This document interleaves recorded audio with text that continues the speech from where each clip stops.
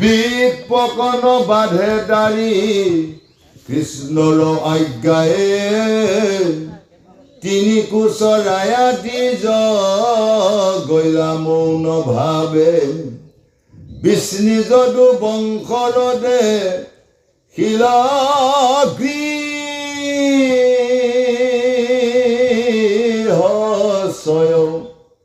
ঘৰে ঘৰে শোভে বিষ্ণু ধৰ্ম প্ৰৱৰ্তয়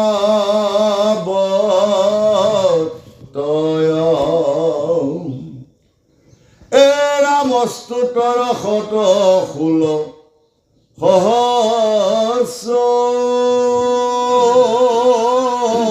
হাজাৰো ৰত্নময় গৃহচয় কৃষ্ণৰ ভাজাৰো অয়ৰা তাৰ এক মুখ্যতম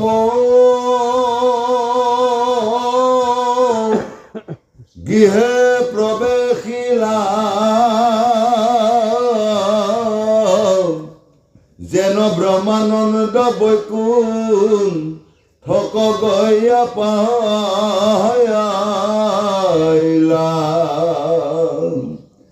অয়ৰা শৈবা নামে প্ৰিয় পত্নী হবে নাৰায়ণ ৰত্ন পৰ্যাঙ্কত সুতি আচাৰঙ্গ মন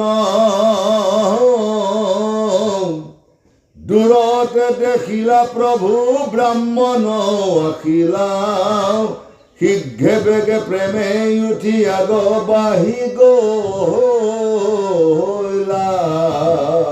জয় কৃষ্ণ। হে গুৰু আই মাতৃ সমস্ত সভাৰ শীৰ্ষণত আমি কোটি কোটি পৰিপাত জ্ঞাপন কৰিছোঁ। আজি কেৱকি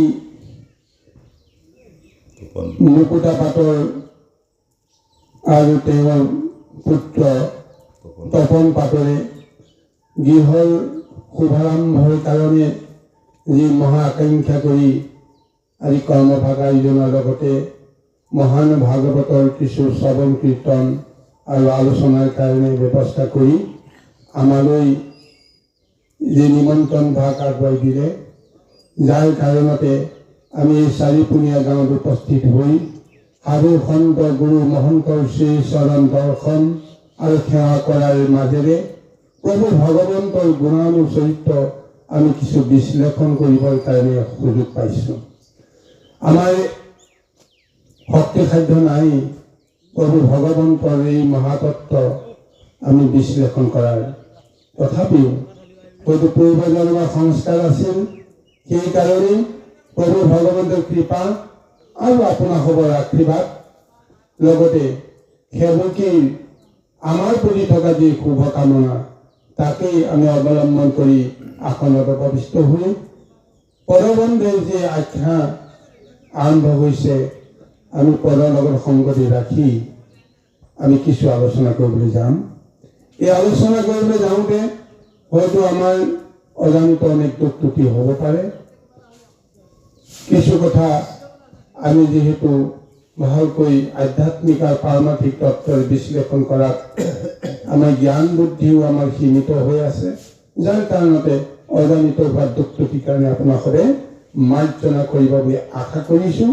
আৰু আমি পাঠাচাৰ্য শ্ৰদ্ধাৰ মহেন্দ্ৰনাথ প্ৰভুজনে যি সুন্দৰ কণ্ঠৰে এই মহাভাগৱতৰ শুভাৰম্ভ কৰিছে, আমি পদবন্ধৰ বিষয়খিনি অকণমান আচৰিবলৈ যত্ন কৰিম। এই গুৰু সমস্ত এইটো যি আখ্যান ওলাইছে কৃষ্ণ আৰু বিপ্ৰ দামোদৰৰ মাজত এক মহাসংবাদ। এই কৃষ্ণ কোন? জগতৰ ঈশ্বৰ প্ৰভু ভগৱন্ত, যাৰ ৰূপ নাই, যাৰ আকাৰ নাই, যি নিৰাকাৰ, যাৰ জন্মও নাই, যাৰ মৃত্যুও নাই, সেইজন পৰমাৰ্থিক মহাশক্তিধৰ পৰম প্ৰভু ভগৱন্তে নিজৰ লীলাখিনি জগতত প্ৰচাৰ কৰিবৰ কাৰণে তেওঁ মৎস্য কুৰ্মকে আদি কৰি 24টা মহা অৱতাৰ ধাৰণ কৰিছে।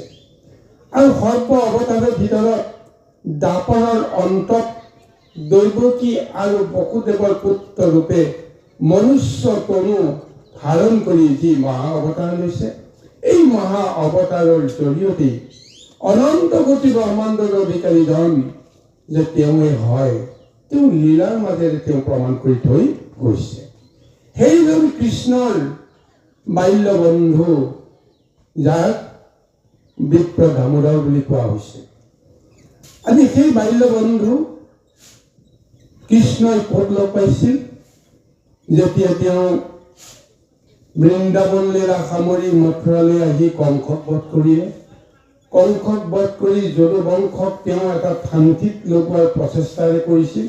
তাৰপিছতে আনুষ্ঠানিক শিক্ষা গ্ৰহণৰ কাৰণতে বা গুৰুৰ আশ্ৰয় লোৱাৰ কাৰণতে তেওঁ সন্দীপনী মুনিৰ ওচৰত শিক্ষা গ্ৰহণ কৰিবলৈ কৈছিল। আৰু সেই সময়তে সন্দীপনী গুৰুৰ ওচৰত শিক্ষা গ্ৰহণ কৰি থকা অন্যান্য ছাত্ৰসকলৰ মাজত, শিষ্যসকলৰ মাজত বিপ্ৰ দামোদৰ, যাক সুদামা বুলি কোৱা হৈছিল। সেই সুদামাক তেওঁ দেখা পোৱাৰ লগে লগে চিনি পাইছিল যে তেওঁ কোন। তেওঁ সাধাৰণ এজন ব্ৰাহ্মণ হ'ব পাৰে, ব্ৰাহ্মণৰ ল'ৰা হ'ব পাৰে, কিন্তু সেইজন যে প্ৰকৃততে কৃষ্ণৰ যে আজন্মৰ তেওঁ যে সখা হয়, তেওঁ চিনি পাইছে। আৰু আজি লীলা কৰিবৰ কাৰণে কৃষ্ণ যেনেকৈ আহিল, কৃষ্ণৰ ইচ্ছামতে বা আকাংক্ষামতে বিপ্ৰ দামোদৰেও এই সংসাৰলৈকে আহিছে। যেনেকৈ সৃষ্টিৰ আৰম্ভণিতে গোলোকত তেওঁলোকৰ এটা মহা সংযোগ আছিল, ভকত আৰু বৈষ্ণৱৰ মাজত থকা যিটো সম্বন্ধ, আজি লীলা কৰিবলৈ আহি বিভিন্ন কাৰণতে কাৰোবাৰ অভিশাপ মূৰত লৈ হ'লেও বা কাৰোবাক বাক্য দিয়াৰ চলেৰে যেনেকেই নহওক সুদামো আহি গ'ল আৰু কৃষ্ণ আহি গ'ল। এতিয়া সেই কৃষ্ণই যেতিয়া সুদামক দেখা পাইছিল, তেওঁ পূৰ্ব জন্মত যিখিনি মহা ভক্তি সাধন কৰিছিল কৃষ্ণৰ ওচৰত, এতিয়া এই জন্মতো কৃষ্ণই তেওঁক চিনি পালে, বুজি পালে। গতিকে কৃষ্ণই নিজৰ ধৰ্ম ৰক্ষা কৰি শিষ্যৰ মাজত এক বন্ধুত্ব গঢ়াৰ চলেৰে প্ৰথমতে বন্ধুত্ব বা সখীত্বৰ যিটো প্ৰস্তাৱ কৃষ্ণই বিপ্ৰৰ ওচৰত বা দামোদৰৰ বা সুদামাৰ ওচৰত অৰ্পণ কৰিছিল। আৰু সেই গুৰুগৃহত লগ পোৱাৰ মুহূৰ্ততে যি বন্ধুত্বৰ মহা সম্বন্ধ গৈ উঠিল, গুৰুগৃহৰ পৰা কৃষ্ণ গুচি আহিল, দুদিনমানৰ পিছত বিপ্ৰ দামোদৰেও গুৰুগৃহৰ পৰা গুচি আহিল। তেতিয়াৰ পৰা জীৱনৰ অন্তিম পৰ্যায়লৈকে কিমান লীলা কৰিলে প্ৰভু ভগৱন্ত কৃষ্ণই, কোনোদিন বিপ্ৰ দামোদৰক তেওঁ দেখা কৰিব পৰা নাই বা বিপ্ৰ দামোদৰেও কোনো কাৰণতে কৃষ্ণক দৰ্শন কৰাৰ সুযোগ আৰু সুবিধা পোৱা নাই। কিন্তু অথচ সেইজন বিপ্ৰ দামোদৰে ভগৱন্ত ঈশ্বৰক তেওঁ সখা হিচাপে পোৱাৰ যিটো আনন্দ, আৰু সেইজন বিপ্ৰ দামোদৰে সদায় সেই কৃষ্ণৰ নাম লৈ কৃষ্ণক জপ কৰিয়ে, কৃষ্ণৰ ধ্যান কৰিয়ে তেওঁ সুখে শান্তিৰে থাকিবৰ কাৰণে প্ৰযত্ন কৰোঁতে গৃহত যিমানেই দুৰ্দশাগ্ৰস্ত এটা অৱস্থা নাথাকক কিয়, ডাল দৰিদ্ৰ এটা ৰূপ নাথাকক কিয়, সমস্তকে তেওঁ জয় কৰিছে কেৱল কৃষ্ণৰ নাম স্মৰণ কৰি কৰি। ঠিক তেনেকৈ এতিয়া অৱশেষত তেওঁৰ মনতো এটা ধাৰণা আহিছিল যে কৃষ্ণই যদি মোক লগ কৰিব নিবিচাৰে, তেতিয়াহ'লে মই কিয় লগ কৰিম? যিজন কৃষ্ণক মই সদায় পাই আছো, ধ্যান কৰিলে মই পাওঁ, তেওঁ নাম লোৱাৰ লগে লগেই তেওঁ মোৰ লগত সম্বন্ধ কৰে, সেইজন কৃষ্ণক বিচাৰি মই কিয় যাম? ঠিক এনেকুৱা এটা তেওঁ ভাৱনা আছিল।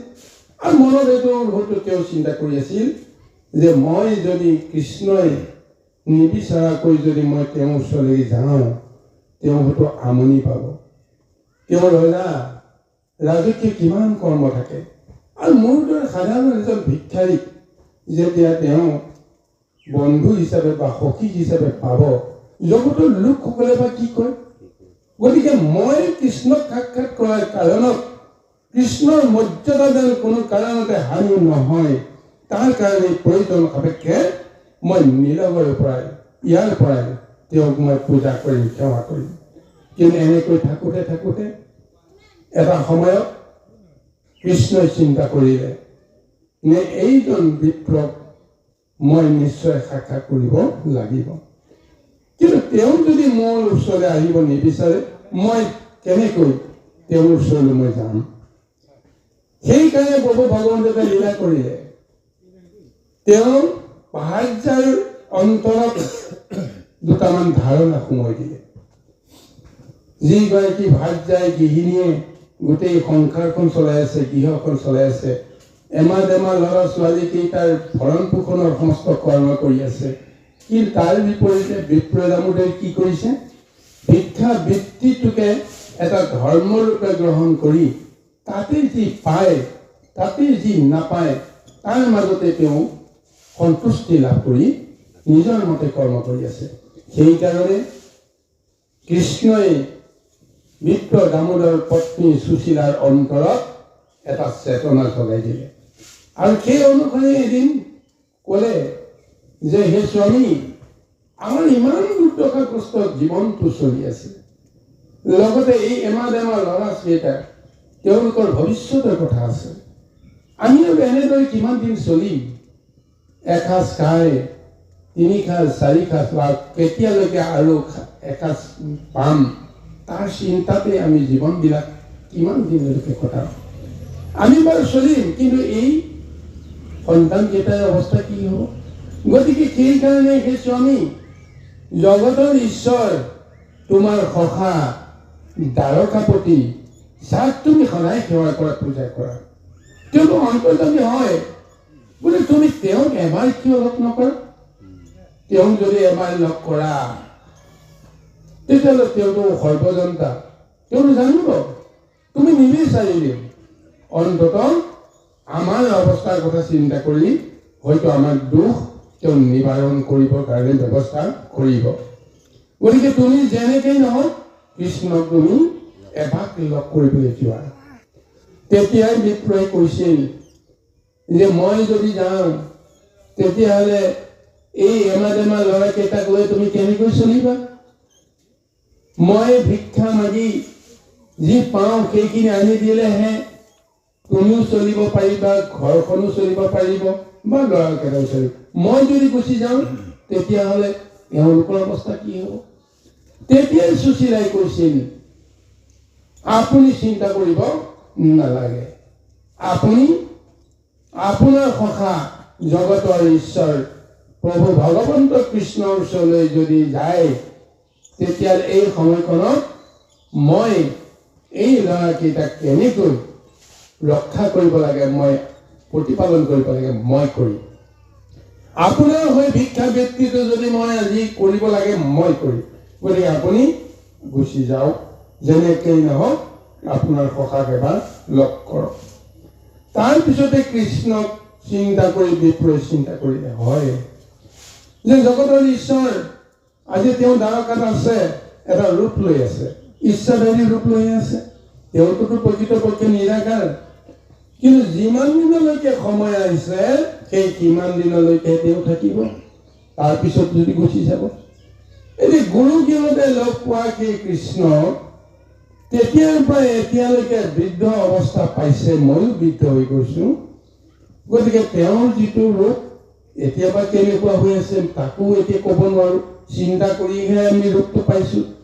আৰু দুদিনৰ পিছত যদি এই দেহটো এৰি থৈ তেওঁ গুচি যায়, নিৰাকাৰত যদি পুনৰবাৰ তেওঁ লীন হৈ যায়, তেতিয়াহ'লে তেওঁ এই ৰূপটোতো আৰু কোনোদিন দেখা নাপাম। গতিকে তেওঁৰ মনত সেই ইচ্ছাটো জাগিল যে নহয়, যদি গৃহখন সুশীলাই চাব পাৰে, ল'ৰাকেইটাকো যদি চাব পাৰে, সংসাৰৰ দায়িত্ব যদি ল'ব পাৰে, মই গুৰুৰ ওচৰলৈ, ঈশ্বৰৰ ওচৰলৈ যোৱাটোত কি অসুবিধা আছে? গতিকে তেওঁ সেই ধাৰণা লৈ সুশীলাক ক'লে যে মই আজি সখাৰ ঘৰলৈ যাম, কিন্তু খালী হাতেৰে যোৱাটোতো নীতি নহয়, নিশ্চয় কিবা নহয় কিবা এপদ লৈ যাব লাগিব। গতিকে মই কি লৈ যাম? মোৰ হাতততো একো নাই। তেতিয়া সুশীলাই ক'লে, আমি চিন্তা কৰিব নালাগে, তাৰ দায়িত্ব মই ল'ম। এই মুহূৰ্ততে মই প্ৰভু ভগৱন্তৰ কাৰণে যি পাৰোঁ মই স্বীকাৰ কৰি দিম।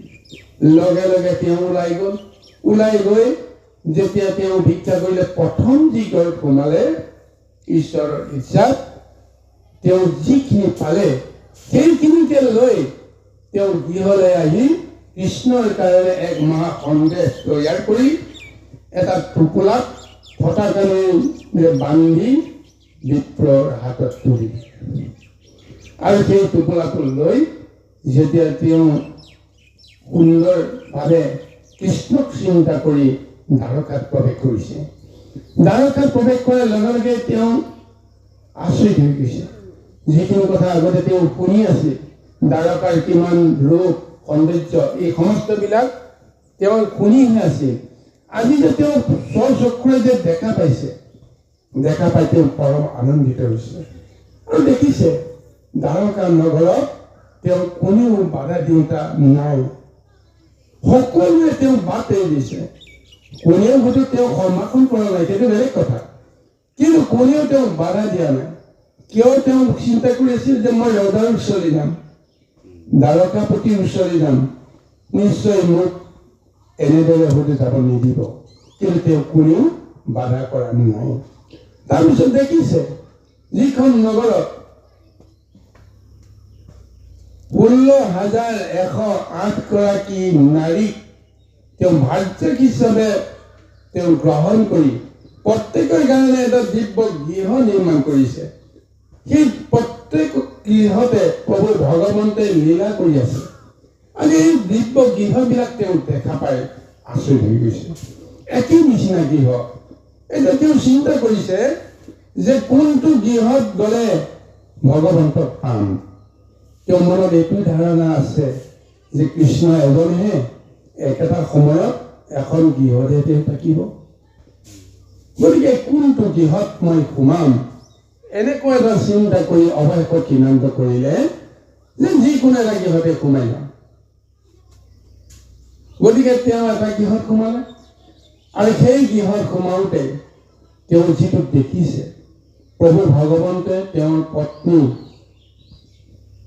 এটা সত্যভামাৰ লগত তেওঁ আনন্দ মনেৰে তেওঁ শয়ন কক্ষত তেওঁ লীলা কৰি আছে। সেই মুহূৰ্তলৈ গৈ বিপ্ৰ দামোদৰ তেওঁ চোতালত উপস্থিত হৈছে।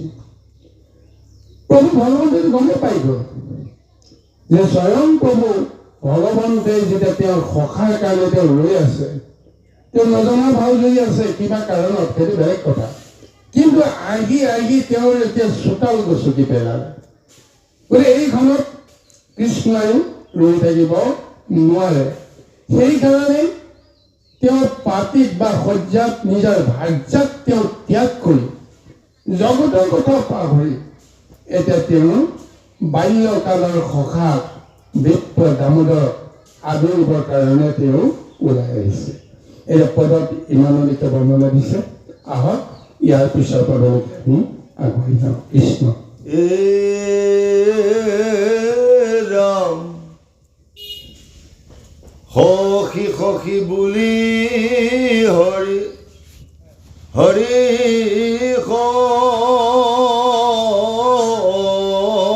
শেষ দুই বাহু মেলি খাব তিলাহী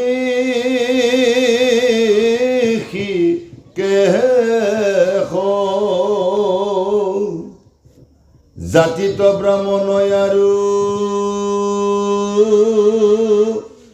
ঋষি ধৰ্মে স্থিত আৰু প্ৰিয় মিত্ৰ দ্বিজ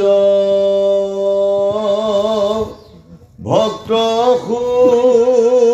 শুদ্ধ চিত্ত আৰামে টানৱালিংগনে উপজিল প্ৰেম ভাবে আতি প্ৰীতি ভৈলা হৰি সিহৰাই লগাও হৰি খেলু তক বহে কমলনে তৰ ভকতৰ প্ৰেমে মগ্ন ভোলা দামু দহৰ অৰামে পাছে খুবৰ নৰখাতে নিজ শয্যা মাজে অধৰি নিয়া বৃপ কবৈ খাইল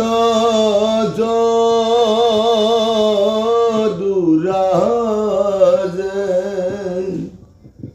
অৰামে কনক ডাৱৰে জল ভৰি চক্ৰ পানী অৰামে পাদ্য দিয়া দুই ভৰি ধুৱাইলা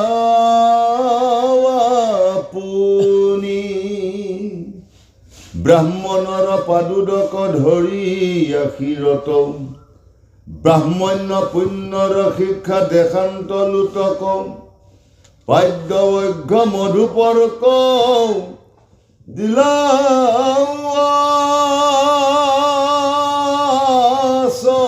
মণি ঘেনিলা ব্ৰাহ্মণে মাধৱ বৰদায়া মানি যেতিয়া কৃষ্ণই বিপ্ৰক নিজৰ চোতালতে দেখা পায় তেওঁ সমস্তকে পাহৰি তেওঁ কেৱল সখীক আদৰিবৰ কাৰণে যেতিয়া দৌৰি আহিছে যে বিপ্ৰই দেখিছে যে উদাহৰণ খাই আহিছে কৃষ্ণই দুই বাহু মেলি আহিছে তেওঁৰ ফাললৈ আৰু সখী সখী বুলি তেওঁ সম্বোধন কৰি এক প্ৰকাৰ তেওঁক হতবাক কৰি তুলিছে কাৰণ বিপ্ৰই হয়তো ভাবিব পৰা নাছিল যে কৃষ্ণই যে তেওঁক চিনি পাব বা কৃষ্ণই যে তেওঁক এনেদৰে আদৰিবৰ কাৰণে প্ৰযত্ন কৰিব আৰু সেই কৃষ্ণই কি ভাবি তেওঁক এনেদৰে বাহু মেলি সাৱটি ধৰিছে এই কথাটো কৃষ্ণই যেনেদৰে বিপ্ৰৰ ওপৰত ভাৱনা লৈছে সেই ভাৱনাটো কৈছে যে সেইজন বিপ্ৰ কোন জাতিতে ব্ৰাহ্মণ আৰু ঋষি ধৰ্মে স্থিত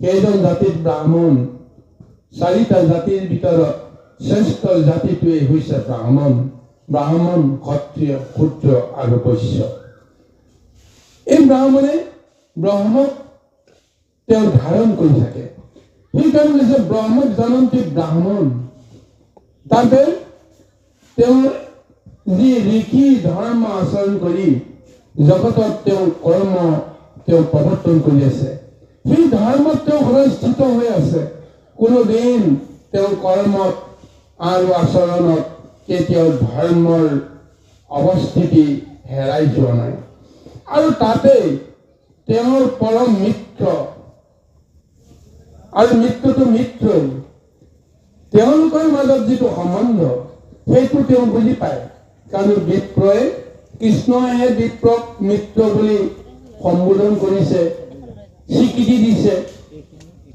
কিন্তু বিপ্ৰই কৃষ্ণক সখী বুলি মান্যতা দিয়াৰ পৰিৱৰ্তে তেওঁ ঈশ্বৰ বুলিহে তেওঁ গণ্য কৰিছে ঈশ্বৰ বুলিহে তেওঁ সেৱা পূজা কৰি আছে গতিকে তেওঁলোকৰ মাজত অকল সখীত্ব বা বন্ধুত্বই নহয় ভকত আৰু ভগৱন্তৰ মাজৰ সম্বন্ধ গতিকে ভকতৰ এৰি যেনেকৈ ভগৱন্ত থাকিব নোৱাৰে তাৰে প্ৰমাণটো যেন আজি বিপ্ৰক দেখাৰ লগে লগে যিটো আচৰণে গৈ তেওঁ আলিংগন কৰিছে তেওঁ আলিংগন কৰাৰ ফলত কৃষ্ণৰো বোলে হৃদয়ত ইমান প্ৰেম উঠলি গৈছে সেই প্ৰেম ভাৱত কৃষ্ণৰ সৰ্ব শৰীৰ বোলে শিহৰিত হৈ গৈছে আৰু আনন্দৰে চকুৰত বৈ আছে আৰু দুয়ো বন্ধু বা সখী বহুদিনৰ মূৰত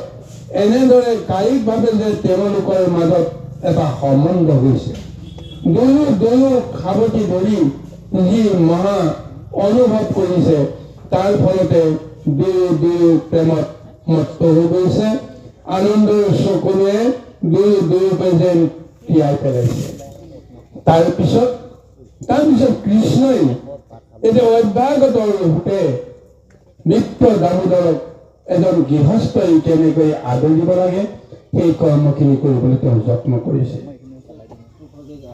আৰু সেই বিপ্ৰক তেওঁ দুই হাতে সাৱটি ধৰি আঁকোৱালি লৈ তেওঁ নিজৰ সুবৰ্ণ খাটত বহুৱাই দিছে সোণৰ খাটত বহুৱাই দি তেওঁ কি কৰিছে যে ধৰি নিয়া বিপ্ৰক বখাইলা পেহী সাজে সিটো ৰূপেৰে আজি ধূলিময় এটা অৱস্থাৰে বিপ্ৰ দামোদৰ সুদূৰ মানে বাট কৰি বাই আহি কৃষ্ণৰ ওচৰত হাজিৰ হৈছে সেই একেই মলিয়ন সেই বেশ আৰু ভোখাৰে কৃষ্ণই কোনো কাৰণতে তেওঁ অনাদৰ নকৰি সন্মানে আদৰি নি তেওঁ সোণৰ সিংহাসনত সোণৰ বিচনাখনত তেওঁ বহুৱাই দিছে চিন্তা কৰি চাবচোন বাৰু আমি বাৰু ধূলি মালিয়ে লেতেৰা হৈ থকা কোনোবা এজনক দেখাৰ পিছত পদূলিৰ পৰাই তেওঁ সোমাবলৈ দিবলৈ ইচ্ছা নকৰো তেওঁ যদি চোতাল পালে তাৰপিছত সাৱটি ধোৱাটোতো দূৰৰ কথা তাতোকৈ দূৰৰ কথা গৃহত প্ৰৱেশ কৰিবলৈ দিয়াটো কিন্তু কৃষ্ণই সেইবিলাক কথা চিন্তা কৰা নাই কাৰণ তেওঁ বিপ্ৰ তেওঁ অতি শুদ্ধ ভকত তেওঁ সখী গতিকে তেওঁ যি ৰূপতে আহিছে সেই শুদ্ধ এনেকুৱা এটা চিন্তা কৰি তেওঁ আদৰি নি ইমান সুন্দৰভাৱে পৰিষ্কাৰ কৰি থোৱা ৰত্নৰ আসনত তেওঁ বহুৱাইছে ভাবিবই পৰা নাই বিপ্ৰই যে এনেকুৱা এক সৎকাৰ তেওঁ কৃষ্ণৰ পৰা পাব কৃষ্ণ কস্তুৰী কুমকুমে দিব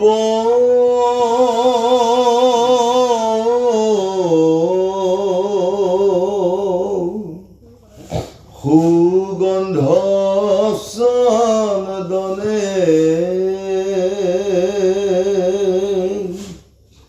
সখীৰস বাংগ ভৰি লেপিলাৱা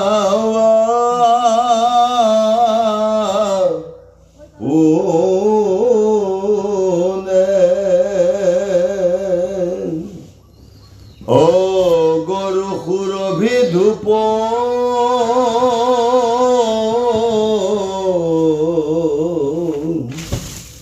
লগাইলা সমীপে দুয়ো পাৰ্থে নিৰূপিলা ঘিতৰ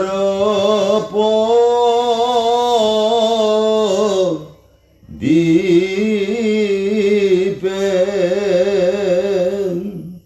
দিব্য পুষ্প মালাশয় আনি কৌতুক হলে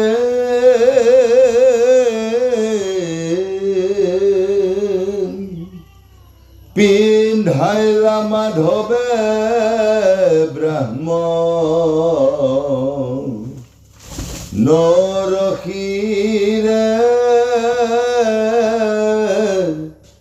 গলে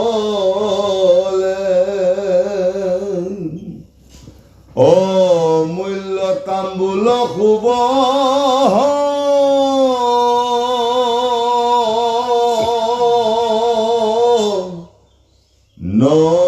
নৰসুৰি ভৰি ভুঞ্জা সখী বুলি হৰি দিলন্তে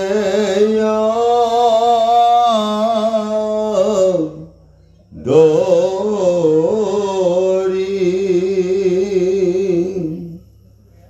অৰমে ভাল ধেনু গুটি আনি বৎস সমন্বিতে প্ৰিয় বুলি নিবেদিল ব্ৰাহ্মণৰ হাতে এহি মতে অৰ্চি আদি জক যদুৰাই বিনাইবে লাগিলা ব্ৰাহ্ম নৰমুখ চাই। ইয়াৰ পিছত কি কৰিলে?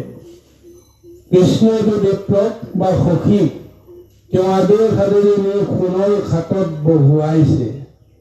তাৰ পিছতে কৰিছে কি, যে সোণৰ ডাবৰত পৰিপূৰ্ণ জল লৈ সেই জলত সুগন্ধি যি মানে চন্দনৰ যিটো ব্যৱস্থা পাদ্য অৰ্ঘ্য প্ৰদান কৰিছে আৰু সেই সুবৰ্ণ ডাবৰত পাদ্য অৰ্ঘ্যৰ জৰিয়তে বিপ্ৰ দামোদৰৰ চৰণ ধুৱাইছে।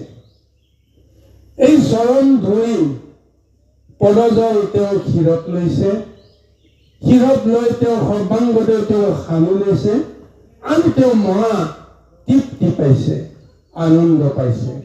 ঠিক তেনেকৈ কৃষ্ণই বিপ্ৰ দামোদৰক আদৰ সাদৰ কৰি ভৰি ধুৱাইছে, পদজল তেওঁ ক্ষীৰত লৈছে, পান কৰিছে আৰু ইমান তৃপ্তি পাইছে বিপ্ৰ দামোদৰ এইটো অবাক হৈ আছে যে এনেদৰে যে জগতৰ ঈশ্বৰে সাধাৰণ এজন ব্ৰাহ্মণকো যে সৎকাৰ কৰিব পাৰে। তেওঁ ভাবিব পৰা নাছিল যে কৃষ্ণৰ এনেকুৱা এক মহৎ ৰহস্য আছে, তেওঁ ইমান গুণ আছে, ইমান তত্ত্ব আছে, যিখিনি কথা ইয়াৰ আগতে তেওঁ ভাবিছিল যে তাতোকৈ যেন বহু লক্ষ লক্ষ কোটি কোটি গুণৰ অধিকাৰী এইজন কৃষ্ণ আজি তেওঁৰ পৰা আজি এনেকৈ সৎকাৰ পাইছে। তাৰ পিছতে বস্ত্ৰ দিছে, অলংকাৰ দিছে, দিব্য পুষ্পৰ মালাৰে তেওঁ সুশোভিত কৰাইছে। অৰ্থাৎ তেওঁ এনেকুৱা এটা ৰূপ দিবলৈ গৈ আছে, কৃষ্ণৰ যিটো ৰূপ সেই একেটা ৰূপ যেন তেওঁ সখী বিপ্ৰ দামোদৰকো দিবৰ কাৰণে তেওঁ প্ৰযত্ন কৰিছে। এইবিলাক দেখি শুনি বুজি এতিয়া বিপ্ৰ দামোদৰটো অবাকে হৈ আছে। এতিয়া লগতে কৃষ্ণৰ সহস্ৰ পত্নীগণ কি কৰিব? যি পত্নীগণে সদায় কৃষ্ণক সেৱা কৰি তৎ নাপায়, কৃষ্ণ কিবা কাৰণতে যদি অসন্তুষ্ট হয়, সেৱাত যদি কিবা এটা ভুল হৈ যায়, যাৰ কাৰণতে তেওঁলোক সদায় সচেষ্ট হৈ থাকে কৃষ্ণৰ চৰণ সেৱা কৰিবলৈ, তেওঁলোকে সদায় সচকিত হৈ থাকে। আজি তেওঁলোকৰ সন্মুখতে কোনো এগৰাকী পত্নীক একো এষাৰ কথা নোকোৱাকৈ, একো এটা কাম নাপাচাকৈ তেওঁ নিজেই যেতিয়া আগুৱাই গৈ নিজৰ সখীক এনেদৰে আদৰ কৰিছে, সৎকাৰ কৰিছে, দেখিতো আচৰিত হৈ গৈছে। গতিকে এই কৃষ্ণ পত্নীগণে এতিয়া কি কৰিব? তেওঁলোকে নিজেই চিন্তা কৰিলে যে মোৰ স্বামীয়ে যাক সেৱা কৰে, পূজা কৰে, আমি তেওঁক সেৱা কৰিব লাগিব, পূজা কৰিব লাগিব। যদি তেওঁ যাক সন্মান কৰে, আদৰ কৰে, আমি যদি তেওঁক সন্মান কৰিব নোৱাৰো, তেতিয়াহ'লে কৃষ্ণ যদি বা স্বামী যদি আমাৰ ওপৰত বিদিষ্ট হয়, আমাৰ কি হ'ব? এনেকুৱা কিছুমান ধাৰণা হোৱাৰ কাৰণে এতিয়া তেওঁলোকৰ মাজতো হাহাকাৰ লাগিছে। কেনেকৈ সেই বিপ্ৰ দামোদৰ শুশ্ৰূষা কৰিব? স্বামীৰ পৰিৱৰ্তে তেওঁলোকেও কেনেকৈ সেই শুশ্ৰূষাত জড়িত হ'ব? এনেকুৱা কিছু ভাৱনাৰে সেই পত্নীগণো মনে মনে অবাক হৈ আছে যদিও আৰু অন্তৰৰ সৈতে কৃষ্ণই যাক সেৱা কৰে তাকে সেৱা কৰিবৰ কাৰণে তেওঁলোকো বাধ্য হৈছে। এনেদৰে সকলোৰে এক সৎকাৰ পাই বিপ্ৰ দামোদৰ বিমোহিত হৈ আছে। কৃষ্ণ অ ৰামে দৰিদ্ৰ ব্ৰাহ্মণ শৰীৰতক চিৰাকানি কাংক নাৰায়ণে সেৱা কৰন্ত আপুনি আন্তে পেট লাগি আছে মলিন শৰীৰ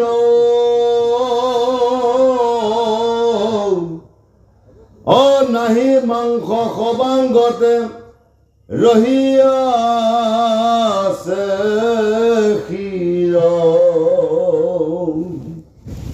অন্তে কপুৰৰ যত নরনারী স্বয়ং বিপ্রকহে বন্তে কৃষ্ণ দেখিয়া বিস্ময়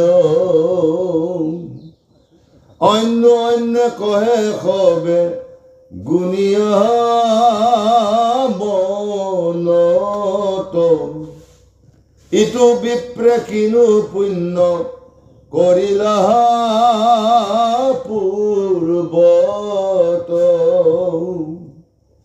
দেখন্তে লাগয় ঘীন ভিক্ষুক কুবেশ গাৱে ফটা বসনম লীনমুক্ত কেশ দেখি কৃষ্ণৰ পত্নীগণে অৱশেষত হেমদণ্ড ধৱল চামৰ লৈ ইমান সুন্দৰ শীতল চামৰ লৈ এতিয়া তেওঁক বিচিবৰ কাৰণে প্ৰযত্ন কৰিছে। কৃষ্ণই ভৰি ধুৱাই আছে, গা ধুৱাই আছে, পৰিচৰ্যা কৰি আছে, আৰু কৃষ্ণৰ পত্নীগণে ধৱল চামৰৰ সৈতে বাঁহ দি শীতলতা এটা প্ৰদান কৰিবৰ কাৰণে তেওঁলোকেও সেৱাকণ কৰি আছে। আৰু এই সমস্ত লীলাত যেতিয়া অন্তঃপুৰত থকা দাস দাসীৰ ৰূপত যিসকল নৰ নাৰী আছিল সেইবিলাকেও দেখি আচৰিত হৈ গৈছে। আৰু বিপ্ৰজনো দেখিছে যে যিজন হাড়ে চালে লগা হৈ আছে, ফটা কাণেৰে মলিয়ন বস্ত্ৰৰে আজি গোটেই দেহটো তেওঁৰ ইমান লেতেৰা কদৰ্যময় এটা ৰূপ তেওঁ ধাৰণ কৰি থকা দেখা গৈছে, তাতো কৃষ্ণই অনাদৰ কৰা নাই। সেই যেন ধূলি বালিবিলাকো ব্ৰাহ্মণৰ ফটা কানিও যেন এক অলংকাৰ হিচাপে যেন ধাৰণ কৰি আছে। কৃষ্ণৰ হয়তো তেনেকেই মূল্য দিছে। এই ধাৰণাটো এতিয়া সেই নৰনাৰীসকলে দেখি তেওঁলোকে বিস্ময় মানিছে। যিজন জগতৰ ঈশ্বৰৰ সামান্য এটা কটাক্ষ পাবৰ কাৰণে সকলোৱে বাঞ্ছা কৰে, আৰু আজি সেইজন কৃষ্ণই আজি ক্ষুদ্ৰ প্ৰায় এটা ব্ৰাহ্মণৰ কদৰ্যময় এটা ৰূপ দেখিও তেওঁ কিন্তু ৰৈ থকা নাই। তাক কিমান আদৰ কৰিছে তাকে তেওঁলোকে চিন্তা কৰিছে যে এই ব্ৰাহ্মণে পূৰ্বৰ জন্মত এনেকুৱা কিছুমান পুণ্য কৰিছিল যাৰ কাৰণত আজি এই জন্মত তেওঁ কৃষ্ণৰ পৰা শুশ্ৰূষা পাবলৈ সমৰ্থ হৈছে। গতিকে কৃষ্ণৰ মাহাত্ম্যৰ কথাটো বেলেগেই। সেই বিপ্ৰ দামোদৰ পূৰ্ব জন্মৰ সেই পুণ্য কৰ্মখিনিতে আশ্চৰ্য মানিছে এই সমস্ত নৰনাৰীসকলে। আহক ইয়াৰ পিছত তেওঁলোকৰ ধাৰণা কি হয়, আৰু প্ৰভু ভগৱন্তৰ ইয়াৰ ভিতৰত আপোনাৰ বিপ্ৰ দামোদৰৰ মনৰ ভাৱনো কেনেকুৱা এটা হয় সেইখিনি নিশ্চয় পৰৱৰ্তী পদলৈকে কৃষ্ণ। শুনা সভাসদ পদ মহাভাগৱত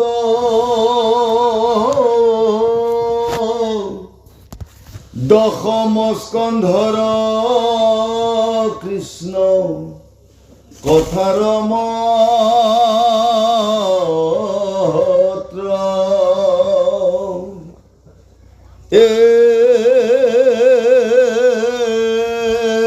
ৰাম একচিতে শুনি পাই ভুকুতি মুকুতি নাহিকে সংশয়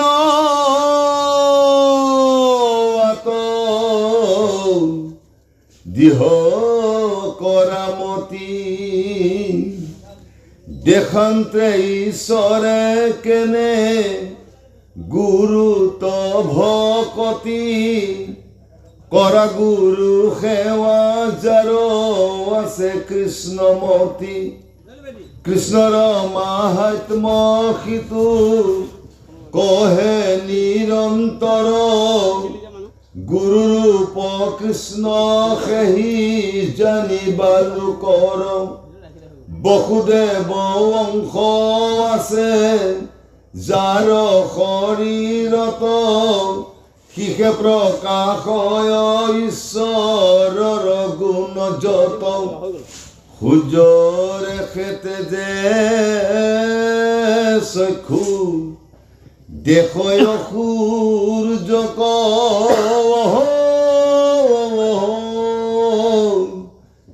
সেই মতে কৃষ্ণ তেজে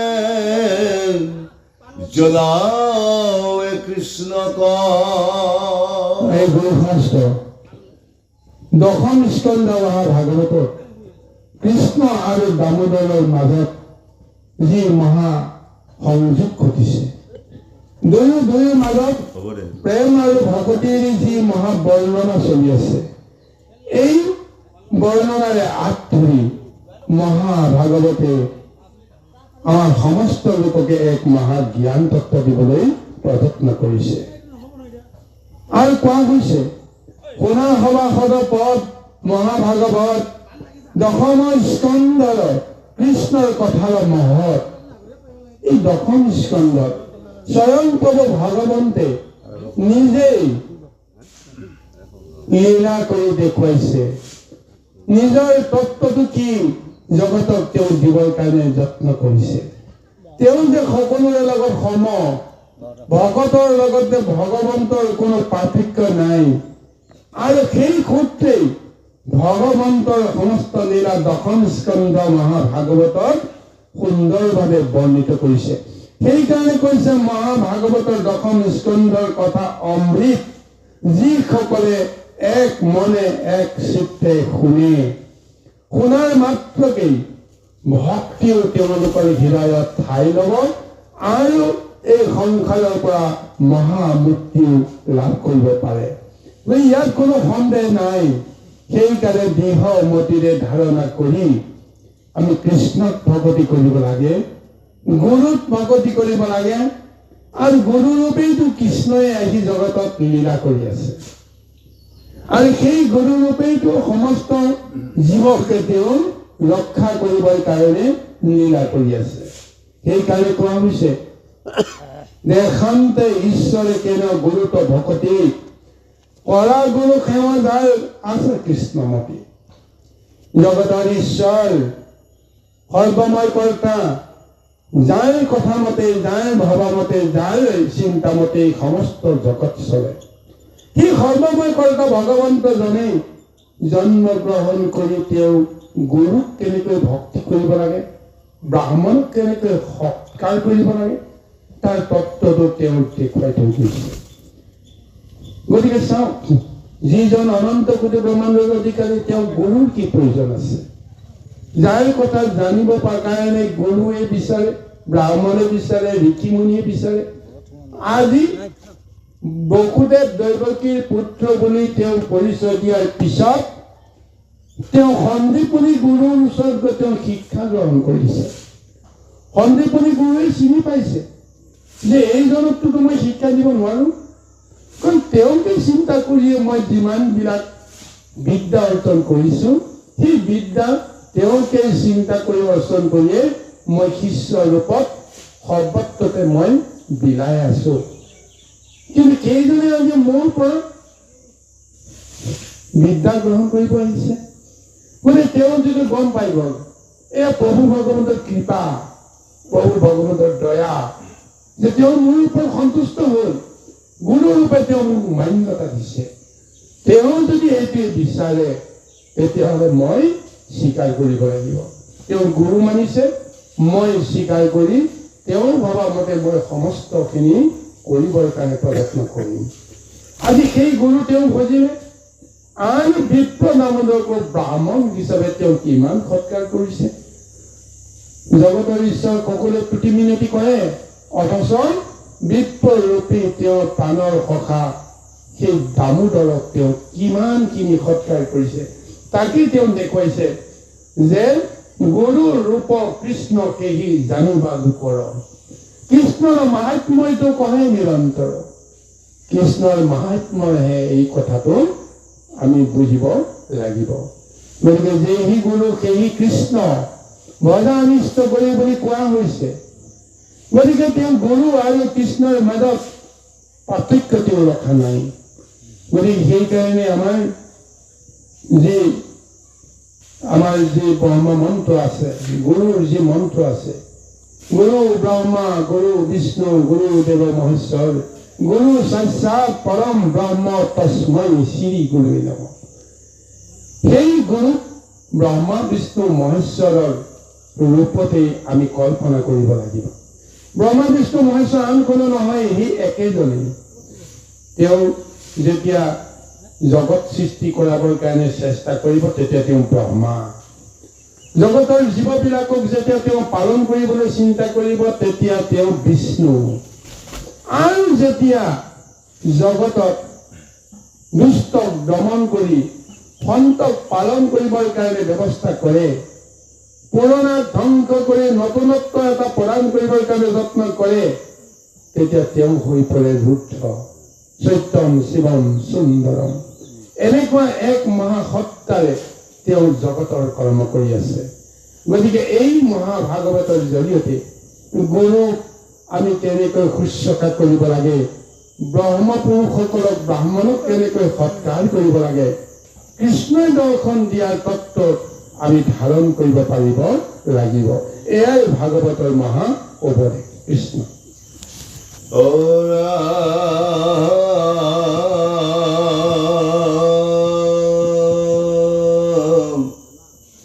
কৃষ্ণনিষ্ঠ পুৰুষোত্তম যাৰ দুখ বুদ্ধি মাধৱৰ দুহিষিত নাহি কৈতো সিদ্ধি কোনে কহিবে কথাত মাধৱ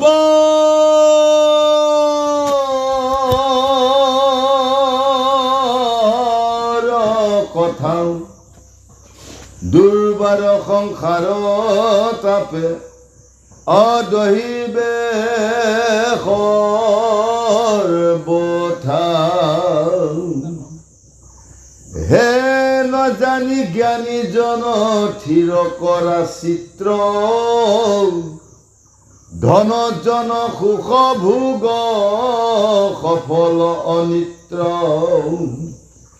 কৃষ্ণ কথা শুনিবা কওঁ কৰি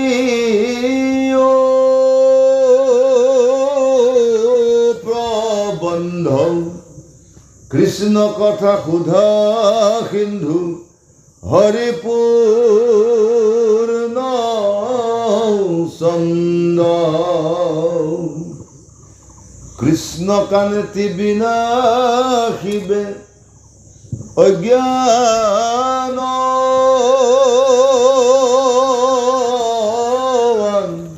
ধাৰ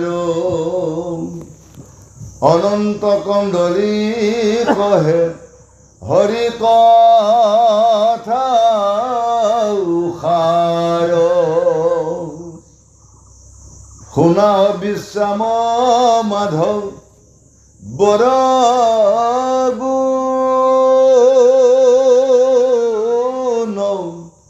নাম নিৰন্তৰে নৰে ডাকি অবোলা ৰাম ৰাম কৃষ্ণ শংকৰ গুৰু হৰি ৰাম ৰাম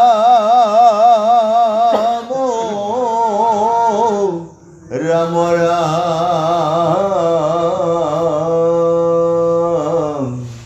ও হৰি ৰাম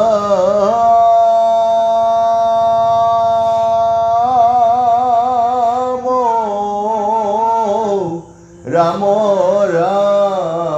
জয় কৃষ্ণ। এই গুৰু ঘনস্থ এতিয়া ভাগৱতে অন্তিম পদচৰণত যি মহাতত্ত্ব বিশ্লেষণ দিছে ভাবি আচৰিত হৈছে। এই মহাভাগৱতে উপদেশ দিছে যিজন গুৰু, যিজন ব্ৰাহ্মণ, যিজনে কৃষ্ণৰ শক্তি লৈ, কৃষ্ণৰ তত্ত্ব লৈ সমস্ত জগতত তেওঁ ব্ৰহ্মময় ধাৰণা প্ৰৱৰ্তন কৰি আছে, সেইজনক কৃষ্ণ বুলি গণ্য কৰিবা। কোনো কাৰণতে সেইজনক বেলেগ ধাৰণাৰে বুজিব নালাগে। আৰু সেই যেহি কৃষ্ণ, সেহি ভক্ত, এনেকৈ এটা জ্ঞান কৰি তেওঁক কোনোবা জনে নামধাৰী ভকতক সেৱা কৰা বুলি গণ্য নকৰি তেওঁ ঈশ্বৰৰ প্ৰতিনিধি হিচাপে ঈশ্বৰক সেৱা কৰা বুলি গণ্য কৰি তেওঁক আমি সেৱা কৰিব লাগিব। সেইকাৰণে নৰসকল কৈছে, এতেকে যি কৰে কৃষ্ণ দেৱক বিদিত, তাক নৰ বুদ্ধি নকৰিবা কদাচিত। যিজন ব্ৰহ্মময় পুৰুষে কৃষ্ণক প্ৰতিষ্ঠা কৰে, কৃষ্ণক জগতৰ ওচৰত দাঙি ধৰে, সেইজনক তুমি নৰবুদ্ধিৰে জ্ঞান কৰি সাধাৰণ বুলি কেতিয়াও নাভাবিবা। সেইজনক কৃষ্ণ বুলি তুমি সৎকাৰ কৰা, তেতিয়াহে কৃষ্ণৰ অমৃতময় যি তত্ত্ব, সেই তত্ত্বটো লাভ কৰিব পাৰিবা আৰু সেই সেৱাৰ জৰিয়তে তুমি মহা আনন্দ লাভ কৰিব পাৰিবা। এতিয়া চাওক, কৃষ্ণই কৃষ্ণকে সেৱা কৰিছে। এতিয়া ভকত ৰূপে বিপ্ৰ দামোদৰে যি কৰ্মখিনি কৰি আছে, কৃষ্ণ কৰ্মখিনিকে কৰি থকা নাই জানো বাৰু? আৰু সেই কৃষ্ণকে লগত লৈ বিপ্ৰ দামোদৰ আহিছে কৃষ্ণৰ ওচৰলৈ। সেই কৃষ্ণই এতিয়া কেনেকৈ অনাদৰ কৰিব? বিপ্ৰ দামোদৰ মলিয়ন শৰীৰটোক তেওঁ সেৱা কৰা নাই, সেৱা কৰিছে কৃষ্ণময় ভাৱনাৰে যে তেওঁ জগতত যে ঘূৰি ঘূৰি কৃষ্ণৰ ওচৰলৈকে যে তেওঁ আহিছে, সেইকাৰণেহে তেওঁ সৎকাৰ কৰিছে কৃষ্ণ বুলি। গতিকে এই তত্ত্বটোকে আমাক ল'বলৈ কৈছে, কৃষ্ণ নিষ্ঠ পুৰুষত যাৰ দুখ বুদ্ধি, মাধৱৰ দুহিটো নাহি কৈতো সিদ্ধি। যে কৃষ্ণ নিষ্ঠ যিজন পুৰুষ, কোনজন? যে ব্ৰহ্মময় পুৰুষজনৰ কথা কোৱা হৈছে, ভক্তসকলৰ কথা কোৱা হৈছে। সেইসকলক যদি তুমি দুখ গুণেৰে জুখিব বিচাৰা, তেতিয়াহ'লে তুমি মহান ঈশ্বৰ দুখী হ'ব পাৰিবা। কাৰণ ভগৱন্তেও ভকতৰ দুখ দেখা নাপায়। গতিকে আমি যদি ভকতৰ দুখ দেখিবৰ কাৰণে যত্ন কৰোঁ, তেতিয়াহ'লে আমিও ভগৱন্তৰ দুখী হৈ পৰিম। হয়, ভগৱন্তৰ কৰ্ম কৰিবলৈ যাওঁতে দুখাদুখ হ'ব পাৰে, কিন্তু দুখাদুখ বুলি তেওঁ গণ্যই নকৰে, নাভাবে। কাৰণ ভগৱন্তক তেনেদৰে চিত চেতনাৰে যি শক্তি দিছে, সেই শক্তিৰে তেওঁ শুদ্ধ অন্তৰৰ সৈতে যদি ঈশ্বৰক পূজা কৰে, তেতিয়াহ'লে তেওঁ কোনো কাৰণতে দুখ গুণ হুঁচৰি ব্যতিব্যস্ত কৰিব নোৱাৰো। গতিকে সেইকাৰণে ভকত নিন্দা কিমান এটা মোৰ অপৰাধ। ভকত দুখী মানে সি ভগৱন্তৰ দুখী। গতিকে কোনো কাৰণতে ঈশ্বৰ সেৱা কৰা সকলক তেওঁলোকে আচৰণত কিবা এটা ভুল ত্ৰুটি হ'ব পাৰে, কৰিব পাৰে, কিন্তু ঈশ্বৰ সেৱা কৰিছে। ভুল ত্ৰুটি ধৰিলে ঈশ্বৰে ধৰিব, আপুনি মই ধৰিবলৈ ক'ত শক্তি পাইছো? গতিকে সেইকাৰণে ভকতে ভগৱন্তৰ পূজা সেৱা কৰিবলৈ যাওঁতে নীতি আচৰণত কোনো কাৰণতে আমি দুখ ত্ৰুটি ধৰিব লগা যেন নহয়। এই কথাটো আমি কিন্তু সাৱধান হ'ব লাগিব। ভুল ত্ৰুটিটো আমি নিজকে ল'ম যে মোৰ কি ভুল হৈছে। তেওঁৰ যিটো আচৰণ, সেই আচৰণটো আমি ভুল বুলি ক'ব নোৱাৰো। সেই ভুল আচৰণতে তেওঁ যদি ঈশ্বৰৰ কিবা পায়, মই যদি শুদ্ধ বুলি ধৰা আচৰণতো যদি মোৰ নানান ধৰণৰ দুখ ত্ৰুটি হৈ যায়, কাৰণ দুখটো ক'ত থাকে? মনত থাকে, মলত থাকে, বিষয়ৰ বাসনাত থাকে। বিষয়ৰ বাসনা লৈ যদি ঈশ্বৰৰ কৰ্ম কৰিবলৈ যাওঁ, বেদ মন্ত্ৰ উচ্চাৰণ কৰি শুদ্ধভাৱে মই গুৰু সেৱা কৰিছো বুলি ভাবিও হয়তো মই তাৰ ফল নাপাম। কাৰণ সেই কৰ্মখিনি কৰিবলৈ যাওঁতে ঈশ্বৰক যেনেকৈ ধ্যান কৰিব লাগে, ঈশ্বৰক যেনেকৈ বুজিব লাগে, মই নুবুজো। মোৰ নিজৰ বিষয়ৰ কৰ্মবিলাক কেনেকৈ মই সম্পাদন কৰিম, সম্পদ দুখ সুখ সমস্তবিলাকৰ মাজত কেনেকৈ মই নিজকে সুখী কৰিম, মোৰ গৃহখন কেনেকৈ সুখী কৰিম, সৌন্দৰ্যশালী কৰি কেনেকৈ সুখ ভোগ কৰিব পাৰিম, এইবিলাক ধাৰণা লৈ যদি আমি ঈশ্বৰৰ ভক্তি কৰোঁ তেতিয়াহ'লে ভগৱন্তে সেইটো স্বীকাৰ নকৰিব। গতিকে এইকাৰণে আমি প্ৰথমতে নিজৰ দুখটোহে চিন্তা কৰিব লাগে, চিনি পাব লাগে। গতিকে ঈশ্বৰক সেৱা কৰিবলৈ যাওঁতে ভুল শুদ্ধই কোনোবাই যদি সেৱা কৰে, ভগৱন্তই যদি তুষ্ট হয় যে তেওঁ নিৰ্মল অন্তৰে কৰিছে, তেওঁ নাজানে গুৰু মন্ত্ৰ কি, গতিকে তেওঁ দুখ গুণেৰে কেতিয়াও জুখিব নোৱাৰি। তেওঁ শুদ্ধভাৱে তেওঁ ধাৰণা কৰি লৈছে যে মই ঈশ্বৰ, মই কৃষ্ণ, মই নহ'লে তেওঁ থাকিব নোৱাৰে। এই ধাৰণাটোকে তেওঁ যদি দৃঢ় কৰি মোক যদি পূজা কৰিছে, পূজা কৰোঁতে যদি তেওঁ তামোল পাণৰ বঁটাটো আগফালে দিব নালাগিছিল, পিছফালে দিলে, এনেকুৱা আচৰণ কিছুমান লৈ পেলাই যদি আমি যদি দুখ টুটি ধৰোঁ, ভগৱন্তৰ লগত কিন্তু সেইখিনি কথা নাই। সকলোৱে চিন্তা নকৰে যে তোমাৰ অন্তৰখনে মই চাইছো, তুমি কেনেকৈ মোক পূজা কৰিছা মই চোৱা নাই। কাৰণ মই যেতিয়া বিষ্ণু বুদ্ধিৰে বিচলিত কৰোঁ, তুমি নিজেই নাজানা তুমি কি কৰা, কি কেনেকৈ তুমি মোক পূজা কৰা ক'ব নোৱাৰা। সৰ্বখনতে কেৱল মোক যেনেদৰে তুমি ধাৰণ কৰিছা, যেনেকৈ আপোনাৰ জল ভৰতৰ কথাটোকে আমি উল্লেখ কৰি, তেওঁ নিজেই নাজানে তেওঁ কোনফালে গৈ আছে, তেওঁ নিজেই নাজানে তেওঁ ক'ত ভৰি থৈছে, নিজেই নাজানে তেওঁ কি কৰি আছে, কি খাইছে, নিজেই নাজানে। সৰ্বখনতে কেৱল ভগৱন্তকে দেখা পাইছে, ভগৱন্তকে হৃদয়ত লৈ যিফালে চকু পৰে ভগৱন্তকেই চকুত পৰে। আমি সেই গছ গছনি জীৱ জন্তু পাপি তাপি ইত্যাদি ধাৰণা কৰোঁ, কিন্তু বিপ্ৰ নামদেৱ যিফালে লক্ষ্য কৰে কেৱল যত জীৱ জংগম কীট পতংগম অগ নগ জগতে বিকায়া, যিমানেই জীৱ আছে, যিমানেই স্থাৱৰ অস্থাৱৰ সম্পদ আছে, সমস্ততে দেখোন তোমাৰে ব্ৰহ্ম শক্তিটোকে মই দেখা পাইছো। গতিকে তেওঁ কাক অনাদৰ কৰিব? গতিকে নিজৰ কথাই পাহৰি যায়। সেইকাৰণে মহাভাগৱতে এই কথাটো কৈছে, কোনে কহিবে তাক মাধৱ কৰ কথা, দুৰ্বাৰ সংসাৰ তাপে দহিবে কথা। যে মাধৱৰৰ কথা, গুণ তত্বৰ কথা কৈ কোনে শেষ কৰিব পাৰে? যিজন প্ৰভু ভগৱন্তই নিজৰ শক্তিৰে গোটেই সংসাৰৰ দুৰ্বাৰ যি মহা সন্তাপ সমস্তবিলাক তেওঁ হৰণ কৰিব পাৰে। গতিকে হেন জানে জ্ঞানীগণ থিৰ কৰা চিত্ত, ধন জন সুখ ভোগ সকল অনিত্য। সমস্ত গুণী জ্ঞানীসকলক কৈছে, অজ্ঞানীসকলৰ কথাটো বাদেই দিছো, তেওঁলোকে বুজিয়েই নাপায়। কিন্তু যিসকলে জ্ঞানৰ অহংকাৰ কৰিব পাৰে, মই সত্য শাস্ত্ৰ উঠৰ পুৰাণ পঢ়িলো, সৰ্বশাস্ত্ৰত মই বিশাৰদ বুলি আমি তন্ন তন্নকৈ সকলো কথা বুজাই ক'ব পাৰোঁ, সেইসকলক কৈছে জ্ঞানীজন। কিন্তু সেই জ্ঞানীজনকো কৈছে তুমি নিজৰ মন স্থিৰ কৰি লোৱা, জ্ঞান বুদ্ধি এই সমস্তবিলাক তুমি ক'ৰ পৰা পাইছা? তুমি অহংকাৰ কৰিব নোৱাৰিবা, মই যে জ্ঞানী হৈছো, মই যে সৰ্বশাস্ত্ৰত বিশাৰদ হৈছো, সকলোতকৈ মই জানো, এই অহংকাৰ তুমি কেতিয়াও কৰিব নোৱাৰিবা। তাৰ বিপৰীতে তুমি চিত্তক এটা স্থিৰ কৰি লোৱা, লৈ তুমি এইটো ধাৰণা কৰা, ধন জন সুখ ভোগ বিষয় এই সমস্তবিলাকতো আমাক লাগিবই, কিন্তু লাগিলেও এই সমস্তবিলাক আচলতে অৰ্থহীন, অনিত্য বুলি কৈছে। আজি আছে কালি নাই। গতিকে যিটো সৰ্বময় কৰ্তা হিচাপে চিৰন্তন থাকিব, সেই শক্তিটোকে আমি চিনিব লাগিব। সেই শক্তিটো কোন?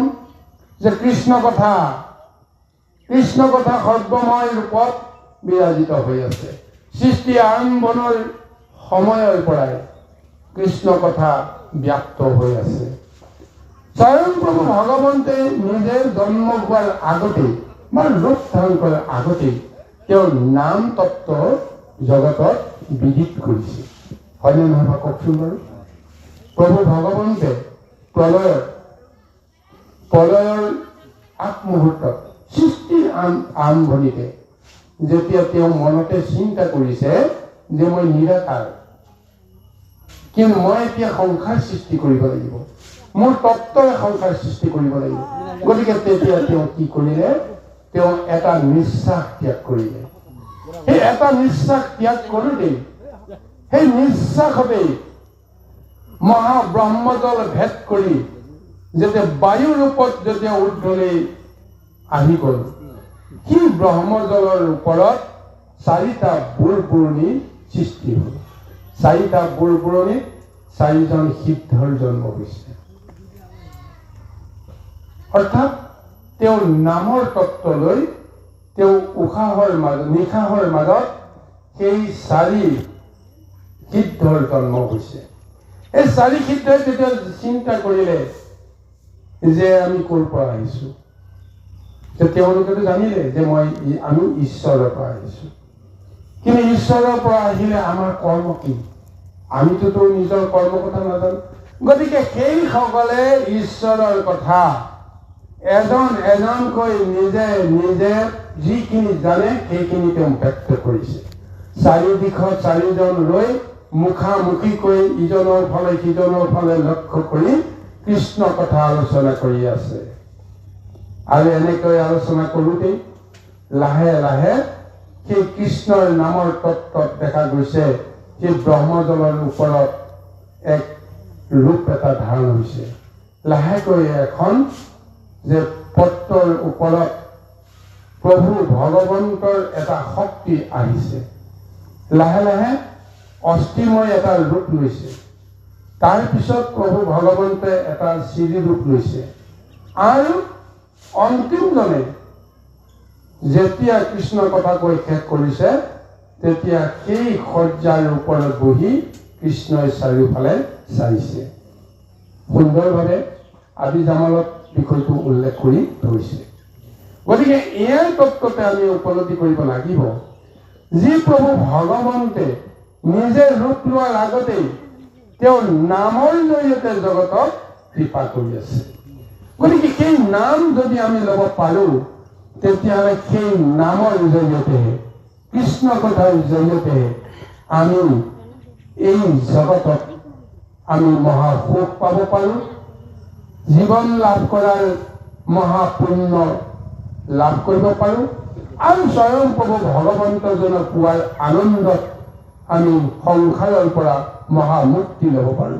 সেইকাৰণে কৈছে কৃষ্ণ কথা শুনিবাক কৰিও প্ৰবন্ধ, কৃষ্ণ কথা সুধা সিন্ধু হৰি পূৰ্ণচন্দ্ৰ। কৃষ্ণ কথাত ইমান তৃপ্তি আছে, ইমান সুধা আছে, ইমান ৰস আছে। সেই কৃষ্ণতেই নামতেই তেওঁৰ সমস্ত তত্ত্বটো ৰহস্যটো লুকাই আছে। নাম লোৱাৰ লগে লগেই কৃষ্ণময় ভাৱনাই বিৰাজিত কৰি আছে। যেতিয়াই বসুদেৱৰ দৈৱকীৰ পুত্ৰ বুলি ধ্যানটো মনলৈ আহে, তেতিয়াই কৃষ্ণৰ ভাৱনাটো নাহিবনে বাৰু? সেই কৃষ্ণই কেনেকৈ দৈৱকীৰ গৰ্ভলৈকে আহিল বিষয়টো মনলৈ আহি গ'ল। কেনেকৈ সেই কৃষ্ণই কংসৰ জৰিয়তে এই সংসাৰলৈকে তেওঁ আহিবৰ কাৰণে প্ৰযত্ন কৰিলে। কংসক দুষ্টমতি মানে যিমানেই অহংকাৰ বুলি নকওক কিয়, কংসৰ কাৰণেতো কৃষ্ণই এই সংসাৰলৈকে আহিব লগা এটা অৱস্থা হ'ল বুলি বহু লোকেতো বিশ্বাস কৰিব লগা হ'ল। কাৰণ কংসক বধ কৰিবৰ কাৰণে তেওঁ আহিছে। কংস নাথাকাহেঁতেনতো তেওঁতো আহিব লগা নহয়। গতিকে এতিয়া কংসক তেওঁ ভাল পাব নে বেয়া পাব? কংস আছে কাৰণে কৃষ্ণৰ মাহাত্ম্য আছে। কংসক বধ কৰাৰ কাৰণে কৃষ্ণৰ শক্তিটোৱে যশ আৰু কীৰ্তি বহন কৰি আছে। গতিকে এইকাৰণে সেই কৃষ্ণৰ নাম লোৱাৰ লগে লগেই শুদ্ধ মনেৰে মন বুদ্ধি এক কৰি যে কৃষ্ণৰ নাম লয়, লগে লগে সেইজনে এটা নাম লোৱাৰ লগে লগে সেই নামৰ ৰহস্যটো তেওঁ সোমাই পৰে। গতিকে তেতিয়া কৃষ্ণময় ভাৱনাৰে তেওঁ আনন্দিত হোৱাৰ বাহিৰে অন্য কোনো বিষয়ৰ লগত সম্বন্ধ ৰাখিব নোৱাৰে। সেইকাৰণে কৈছে কৃষ্ণ কান্তি বিনাশিবে অজ্ঞান আন্ধাৰ, অনন্ত কন্দলিকহে হৰি কথাষাৰ। কৃষ্ণৰ যি কান্তি বা পোহৰ, কৃষ্ণৰ যিটো শক্তি নামতেই জড়িত হৈ আছে।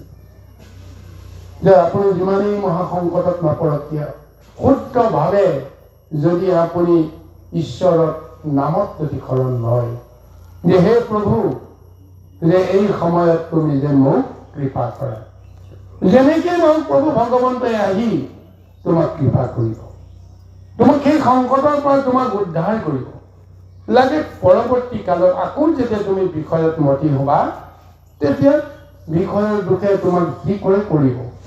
কিন্তু মহা সংকটৰ সময়তো যদি ঈশ্বৰক যদি তুমি নাম ল'ব পাৰা, সেই নামেৰে তোমাক নিশ্চয় গতি কৰিব।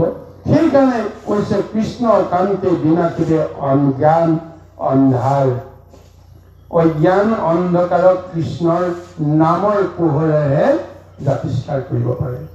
প্ৰথমতে চাব লাগিব গুৰুসকল, কৃষ্ণৰ নাম ল'লে আচলতে কৃষ্ণই কেনেকৈ প্ৰথমতে তেওঁ নিজৰ লীলাৰে কৃপা কৰিব, কেনেকৈ পোহৰাই তুলিব জগতখন। মই কৃষ্ণৰ নাম ল'লো, জগতখন উদ্ধাৰ হওক বা নহওক, বাহিৰৰ জগতখন বেলেগ কথা, কিন্তু অন্তৰ জগতখন শুদ্ধ হ'ব।